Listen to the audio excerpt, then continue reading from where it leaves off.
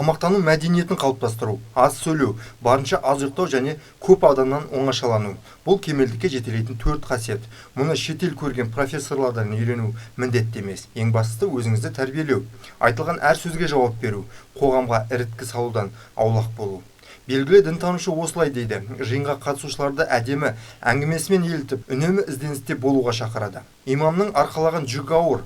Уағыз айтқанда тек мешіт төңірегімен шектелмеу үшін жан-жақты білімді жетілдіретін әдебиеттерді көп оқу керек дейді дінтанушы.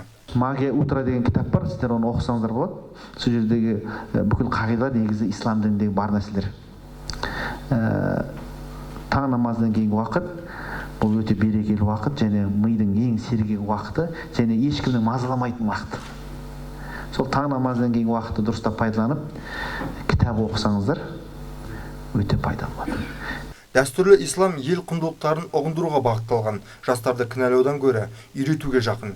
Осыны ескерген Қайрат мешітке ағылған кейінгі толқынға тура жол көрсету керек дейді. Өңірдің бас имамы да бұл ойын қоштайды. Қазір Алла үйінде кейінгі толқынның толып жүретінін айтады. Бүгін күнде мұнан енді салыстырмалы түрде әрине айтатын жағдайда бүгінгі жастардың әйтеуір талпынысы жақсы, әйтеуір діни біздің жаңа мешіттерге, рухани ордамыз мешіттерге басым бөлігі жастар көп келеді. Бұлай шатаспасам бір 80% меніңше тек жастардан тұрады деп айта аламын.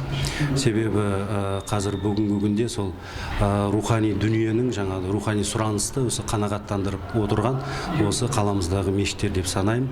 Айта өтейік, жиында ақпаратты саралау жолы да үйретілді. Басқалардың ойына тәуелділіктен арылып, өркендеуге ұмтылу жолы көрсетілді. Семинар соңында Қазақстан мұсылмандар діни басқармасы Шымкент қаласы бойынша өкілдігінің имамдарына арнайы сертификаттар табыс етілді. Нұрлан Пайызов, Антон Семенов, Нар Ньюс.